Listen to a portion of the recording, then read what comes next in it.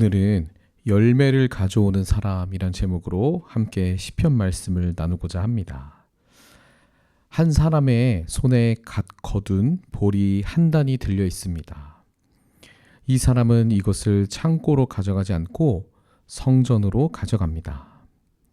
오늘이 바로 그런 날입니다. 맥주 감사 주일이지요. 맥주절은 밀 수확의 첫 열매를 하나님 앞에 가져오는 날입니다. 이스라엘 백성들은 들판에서 거둔 첫 열매를 손에 들고서 하나님 앞에 나아갔습니다. 이것은 단순한 농경 의례가 아니었습니다. 이것은 이들의 신앙 고백이었습니다. 이 열매는 내 것이 아닙니다. 주신 분이 계십니다. 라는 이들의 고백이 담겨져 있었습니다. 오늘도 우리가 여러 가지 삶의 열매들을 들고 이 자리에 함께 나왔습니다. 누군가는 기쁨으로, 또 누군가는 눈물로, 누군가는 아직 뭐라 표현하기 어려운 마음으로 이 자리에 나왔습니다. 그런데 그 열매와 함께 가져온 감사는 어떠한 감사인지 우리가 함께 말씀을 통해 깊이 살펴보기를 원합니다. 우리는 어느새 감사에도 저울을 들이대기 시작했습니다. 올해 얼마나 받았는가? 작년보다 나아졌는가? 저 사람보다 내가 더 많이 받았는가? 이렇게 감사의 크기와 개수로 이 감사의 깊이를 가늠합니다. 그래서 많이 받은 사람은 많이 감사하고 또 적게 받은 사람은 감사하기가 어려운 이러한 상황을 함께 보게 됩니다. 이렇게 감사는 어느새 비교의 언어가 되기도 합니다. 그런데 사실 성경은 전혀 다른 질문을 우리에게 던지고 있습니다. 얼마나 많은 감사 그리고 열매를 가져왔느냐가 아니라 그 열매는 어디에서 무엇으로 인해 맺힌 것이냐고 우리에게 묻습니다. 이 질문을 가지고 오늘 시편 1편이 우리에게 주는 은혜를 함께 새기는 이 시간이 되기를 바랍니다. 먼저 시편 1편은 이렇게 시작합니다. 1절의 말씀을 함께 읽어보겠습니다. 1절입니다. 시작. 복 있는 사람은 악인들의 꾀를 따르지 아니하며 죄인들의 길에 서지 아니하며 오만한 자들의 자리에 앉지 아니하고 라고 말합니다.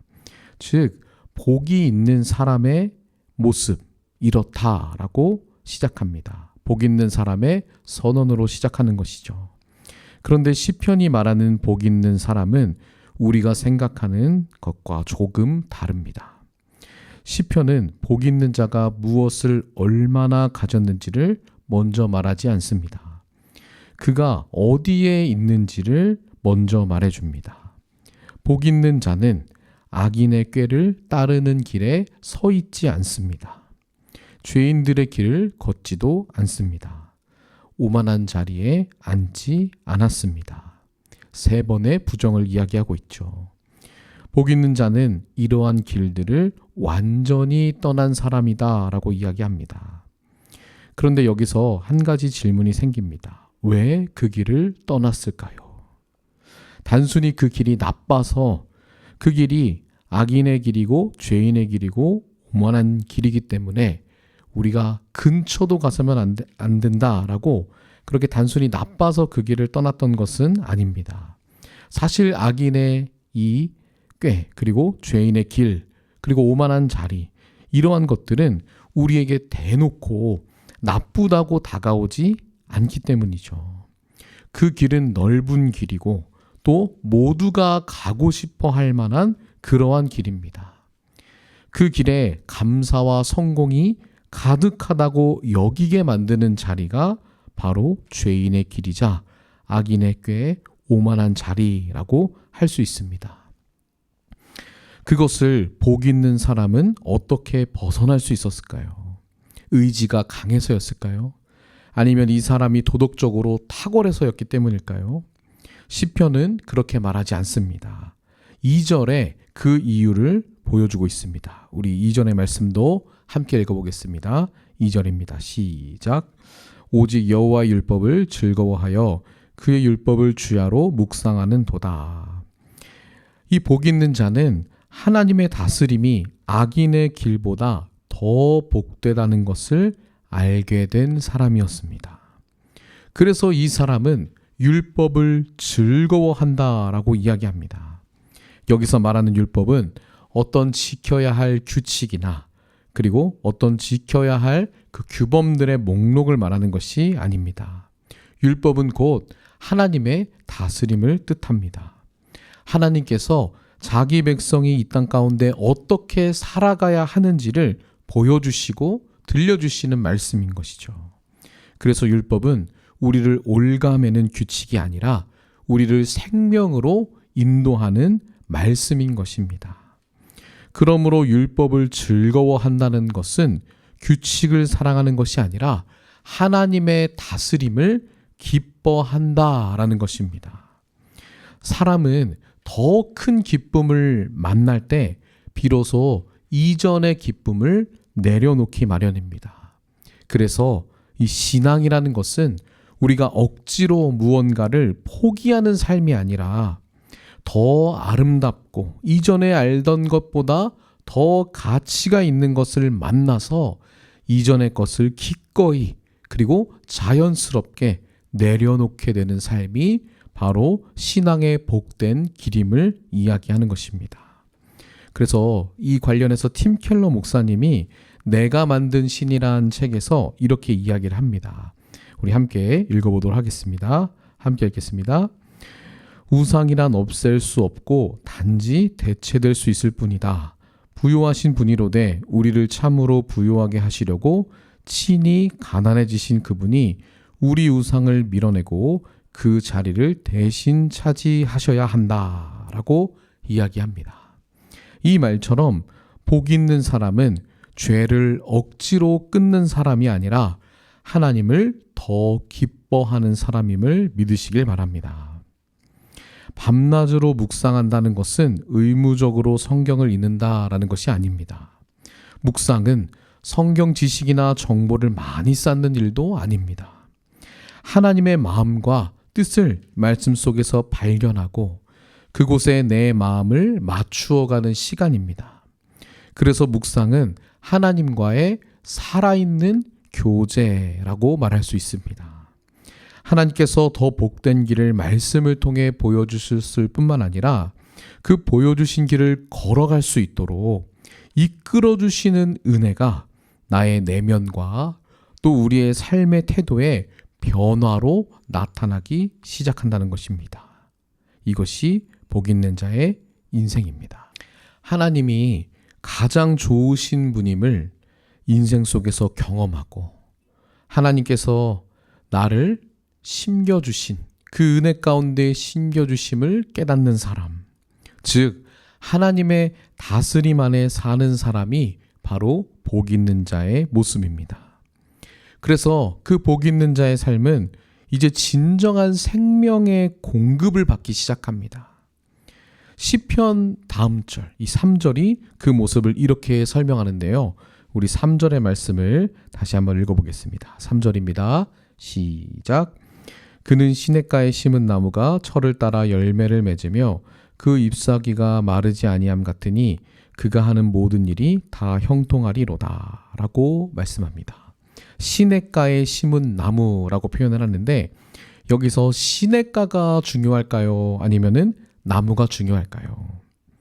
물론 둘 다 중요합니다. 그런데 이 핵심은 나무가 아니라 사실 자리를 얘기하고 있습니다. 즉 같은 나무라도 그리고 아무리 품종이 좋은 나무라도 그 나무가 어디에 심겨져 있는가가 중요하다라는 것이죠. 그래서 그 뿌리가 생명을 주는 물의 근원을 두지 않는다면 시들고 죽기 마련입니다. 그래서 시냇가에 심은 나무, 그 시냇가 주변에 있는 뿌리를 내린 그 나무는 결코 마르지 않는다. 왜냐하면 생명의 근원에 늘 그 뿌리가 닿아 있기 때문인 것을 이야기하고 있는 것입니다. 그렇게 생명의 근원에 뿌리를 두고 있는 나무는 철을 따라 열매를 맺습니다. 강요된 생산이 아닌 것이죠. 때가 되면 자연스럽게 맺히는 열매인 것입니다. 잎사귀가 마르지 않는다는 것은 열매의 계절이 아니어도 생명은 계속 그 나무 가운데 흐르고 있다는 증거입니다. 뿌리가 살아있는 한 생명은 멈추지 않습니다. 이것이 하나님께 심겨진 자, 복 있는 자의 특징이라고 이야기하고 있습니다. 그런데 시편의 기자는 이어서 4절에 정반대의 그림을 보여주고 있습니다. 4절의 말씀을 함께 읽겠습니다. 4절입니다. 시작. 악인들은 그렇지 아니하며 오직 바람에 나는 겨와 같도다. 이 바람에 나는 겨라는 표현을 씁니다. 악인에 대해서 이야기를 하는데 이 바람에 나는 겨는 어떻죠? 그림을 보시면 굉장히 그죠? AI가 만들어준 그림인데 너무 리얼하게 잘 만들었어요. 그런데 이 겨는 사실은 열매 껍질이죠. 열매 자체는 아닙니다. 열매와 비슷하게 생겼지만 껍질이고 속이 비어 있는 것입니다. 그래서 바람이 아주 살짝만 불어도 이렇게 키를 이렇게 열심히 흔들면 바람이 불지 않습니까? 이 바람이 불면 쉽게 이 겨들이 날아가게 됩니다. 알곡만 남게 되는 것이죠. 악인이 이와 같다고 이야기합니다.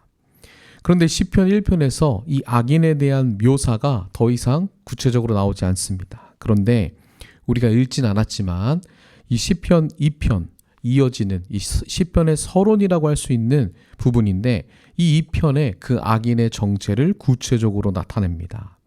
시편 2편에 나타난 이 모습을 보면은 악인은 노골적인 범죄자가 아닙니다.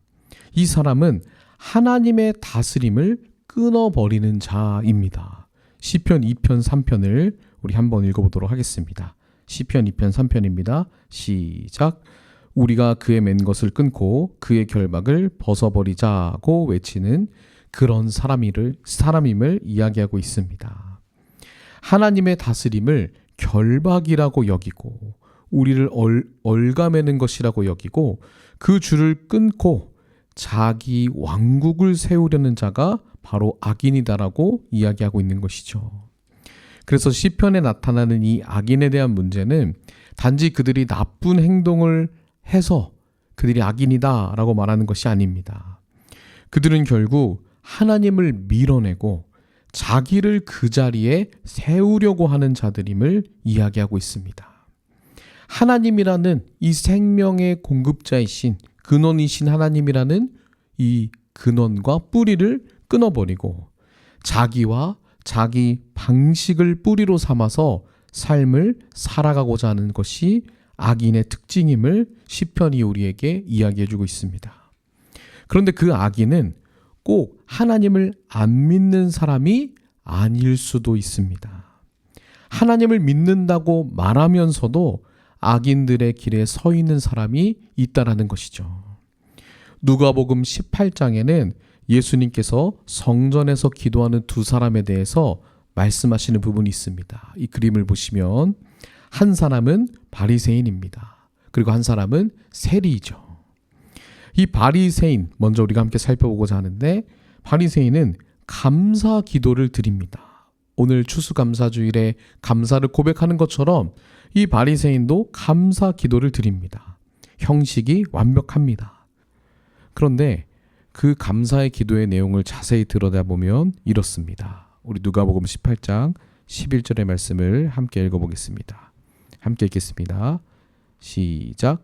바리새인은 서서 따로 기도하여 이르되 하나님이여 나는 다른 사람들 곧 토색, 불의, 간음하는 자들과 같이 아니하고 이 세리와도 같지 아니함을 감사하나이다 라고 기도하고 있습니다.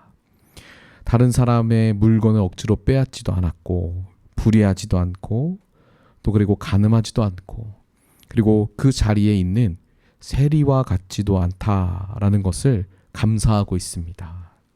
사실 이것은 감사가 아니죠. 전부 자기 확신입니다. 타인과의 비교입니다. 내가 이렇고 혹은 내가 이렇지 않아서 감사하다라는 것이죠. 그의 뿌리가 하나님이 아니라 자신의 방식과 자신의 신앙적인 업적에만 있음을 우리는 바리새인의 감사의 기도를 통해 볼 수 있습니다. 결국 그는 성전 안에서 기도하고 있지만 그곳에서 그 자리에서 자기 왕국을 세우고 있었던 것입니다. 그는 하나님 앞에 서 있다고 말하고 감사를 말하고 있었지만 사실은 하나님을 바라보지 않았습니다.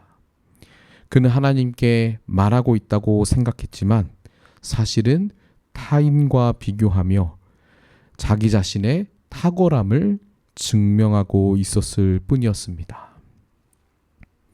또 다른 한 사람은 세리입니다. 이 세리는 내놓을 열매가 없습니다.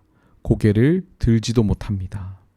그저 이렇게 말할 뿐입니다. 누가복음 18장 13절 말씀을 함께 읽어보겠습니다. 13절입니다. 시작.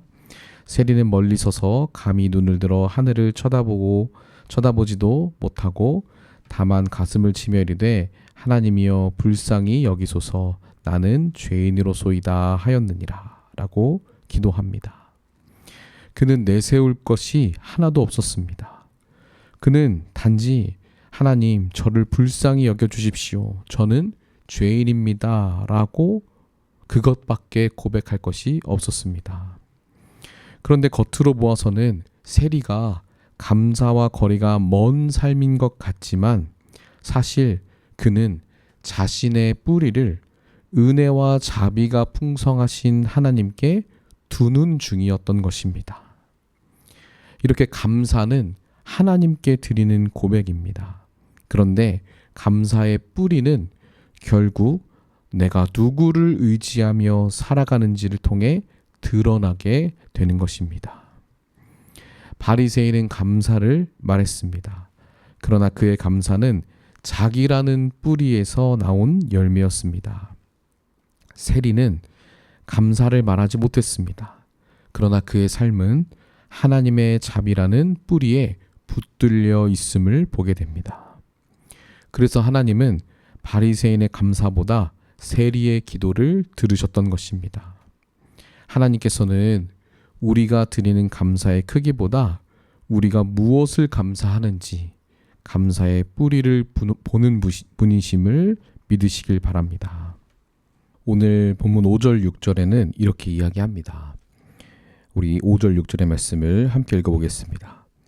그러므로 악인들은 심판을 견디지 못하며 죄인들이 의인들의 모임에 들지 못하리로다. 무릇 의인들의 길은 여호와께서 인정하시나 악인들의 길은 망하리로다 라고 말씀합니다. 뿌리 없는 삶은 결국 견디지 못합니다. 바람에 나는 겨는 하나님의 심판 앞에 서 있을 수조차 없습니다. 의인의 자리에 들어가지 못합니다. 왜냐하면 그 의인의 자리, 복이 있는 자리는 열매의 많고 적음으로 들어가는 자리가 아니기 때문입니다. 생명의 근원에 뿌리 내린 자들의 자리이기 때문입니다. 그렇다면 우리는 어떻게 그 자리에 심겨지는 것일까요? 저는 오늘 제 개인적인 이야기를 하나 나누고 싶습니다. 사람은 누구나 이 외로움을 겪습니다. 저 역시 오랜 세월 동안 이 외로움이라는 감정을 안고 살아갔습니다. 많은 사람들이 곁에 있어도 채워지지 않는 그런 마음이 있습니다. 그래서 사람들에게 인정받고 싶어 했고 또 관계를 통해서 그 빈자리를 채우려고 부단하게 애를 쓰며 살아갔습니다. 제가 코로나 때 대전에 이제 내려가서 사역을 하게 됐는데 그때 이제 청년부 사역을 맡게 됐는데 사역할 대상자가 굉장히 적었습니다. 그리고 그곳이 이제 처음 가본 도시라서 타지라서 아는 사람도 한 사람도 없었습니다.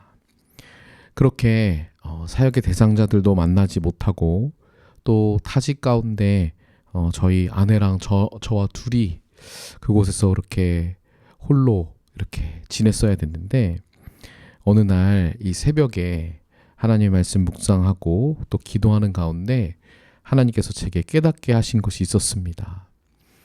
제가 어린 시절에 저희 부모님이 맞벌이를 하시다 보니까 저희 부모님이 항상 이제 늦게 들어오셨어요. 그런데 놀이터에서 이렇게 제가 혼자 놀고 있으면 항상 엄마 아빠가 언제 돌아올까 이런 마음으로 그 놀이터에서 혼자 놀고 이러고 있었는데 그 장면이 기도하면서 생각이 난 겁니다. 그런데 그 장면이 생각나는데 그 순간 하나님께서 저에게 이렇게 말씀하시더라고요. 종일아, 네가 그렇게 외롭게 느끼던 그 자리에서 내가 늘 언제나 그곳에도 함께 있었다라고 저에게 말씀해 주셨습니다. 그 말씀에 굉장히 눈물이 많이 흘렀습니다. 감사한 마음이 제 안에 가득했습니다. 하나님께서 내 곁에 사람이 많고 적음을 떠나서 언제나 나와 함께 계셨구나라는 생각이 그 순간 저의 마음속에 흘러들어오기 시작했습니다. 가장 깊은 외로움 속에서도 그리고 그렇게 눈물을 흘리고 있었을 때도 주님이 그 자리에 함께 계셨구나라는 은혜가 제 안에 들어왔고 그리고 제 삶을 다시 새롭게 보게 됐습니다. 기도와 묵상 속에 그렇게 찾아온 은혜의 만남은 저에게 굉장히 감사한 일이었습니다. 그러나 이 경험을 했다고 해서 외로움이 완전히 없어진 것은 아니었습니다. 여전히 외로울 때도 있었습니다. 이 외로움이 없어진 것에 대한 감사보다는 사실 그 외로움보다 더 깊은 곳에 하나님이 함께 계셨음을 알게 되어서 감사했던 것입니다. 외로움이라는 것이 내 삶에 큰 영향을 미쳤고 그리고 그것으로부터 사람들의 관심과 또 마음을 어떻게든 얻어내려는 삶이 그것이 사역을 열심히 하는 삶인 것 같았고 그러나 그것이 아님을 알게 해주셨고 또 그 영향에서 벗어나서 주님이 언제나 저와 함께 계시다는 사실로 만족하고 기뻐할 줄 알고 주님이 실제로 내 곁에 계심에 그것으로 인해 감사하는 시간을 가지게 되었습니다. 그래서 그날 저는 하나님께 심겨져 있었다는 사실을 다시 깨닫게 되었습니다. 내 삶의 뿌리가 내 상처에서 하나님께로 옮겨지는 그러한 순간이었습니다. 그런데 저는 그 생명의 근원이신 주님과 만나는 자리, 복이 있는 자리, 진정한 감사가 넘치는 자리, 이 자리를 제 스스로 찾아간 것이 아니었습니다. 주님이 그 자리에 먼저 저를 찾아오셨고 그렇게 제 삶의 뿌리를 주님께 두도록 저에게 먼저 찾아와 말씀하시고 인도해 주신 것입니다.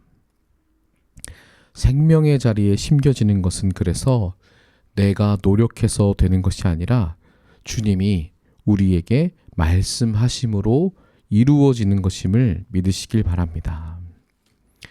여러분의 삶에도 이러한 자리가 있지 않습니까? 어떤 외로움이 있었고 또 어떤 두려움이 있었습니까? 어떤 상처가 여러분들을 그렇게 괴롭게 만들었습니까? 오늘 하나님께서는 다른 사람들보다 더 문제가 많아서 감사할 수 없다는 마음, 그 마음에 우리가 매몰되지 않도록 우리에게 말씀하시고 또 우리에게 찾아오시고 우리를 내버려 두지 않으시는 분이십니다. 그리고 문제 해결로 인해서 감사를 찾으라라고 말씀하지 않으십니다. 감사를 잃어버린 그 자리에도 내가 너와 언제나 함께 있었다라고 우리에게 말씀하십니다. 내가 얻어내려 하고 내가 다른 사람보다 더 많이 가지려 하며 그것으로 인해서 감사하고 그것으로부터 내 정체성을 찾으려는 길에서 떠나 하나님께 심겨진 자녀임을 알게 하시는 그 생명의 자리, 은혜의 자리로 주님은 우리를 늘 인도하심을 믿으시길 바랍니다. 오늘 시편의 저자는 시냇가에 심긴 나무를 말했습니다. 그리고 신약 성경에 와서 예수님께서는 주님 안에 거하는 포도나무 그 가지를 말씀하셨습니다. 결국 시냇가에 심긴 나무나 포도나무의 가지나 이 두 본문이 말하는 것은 동일합니다. 생명은 하나님께로부터 온다는 것입니다. 요한복음 15장에 예수님은 이렇게 말씀하십니다. 요한복음 15장 5절의 말씀입니다. 함께 읽겠습니다. 시작. 나는 포도나무요 너희는 가지라. 그가 내 안에 내가 그 안에 거하면 사람이 열매를 많이 맺나니 나를 떠나서는 너희가 아무것도 할 수 없음이라. 아멘. 예수님은 내 안에 거하라 라고 말씀하십니다. 가지는 스스로 열매를 만들지 않습니다. 생명을 받아 열매를 맺습니다. 신앙도 그렇습니다. 우리는 열매를 만들어내는 사람이 아닙니다. 또한 그 열매가 마치 내 힘으로 맺어진 것처럼 착각하는 사람들도 아닙니다. 생명이신 예수 그리스도께 붙어서 진정한 생명을 받아 살아가는 사람이 바로 우리 자신임을 이 요한복음의 말씀과 또 오늘 시편 1편이 우리에게 이야기해주고 있습니다. 우리는 스스로 시냇가를 찾아갈 수 없습니다. 예수님이 먼저 우리에게 찾아오셨고 그곳에 우리를 심으셨습니다. 그분이 먼저 우리를 찾아오셨고 그분 안에 우리를 붙이신 것입니다. 그래서 우리의 감사는 열매를 자랑하는 말이 아닙니다. 내가 이런 열매를 많이 맺었다라고 자랑하는 것이 감사가 아닙니다. 우리를 생명의 자리로 심어주신 은혜를 기억하고 고백하는 것임을, 그것이 진정한 감사임을 믿으시길 바랍니다. 하나님께서는 추수감사주일인 오늘 열매를 가지고 나온 사람들의 고백을 받으십니다. 오늘 어떤 분은 풍성한 수확을 가지고 나오셨을 것입니다. 또 어떤 분은 아직 수확하지 못한 밭을 그저 바라보면서 그렇게 정말 때론 막막하기도 하고 또 때로는 정말 큰 기대를 하기도 하고 여러 가지 마음으로 이 자리에 나오셨을 것입니다. 어떤 분은 감사보다 탄식이 더 많을 것입니다. 그러나 하나님은 열매가 많든 적든 그것이 아직이든 우리 모두를 하나님께 심겨진 사실로 인해 감사하며 고백하는 이 자리로 부르셨습니다.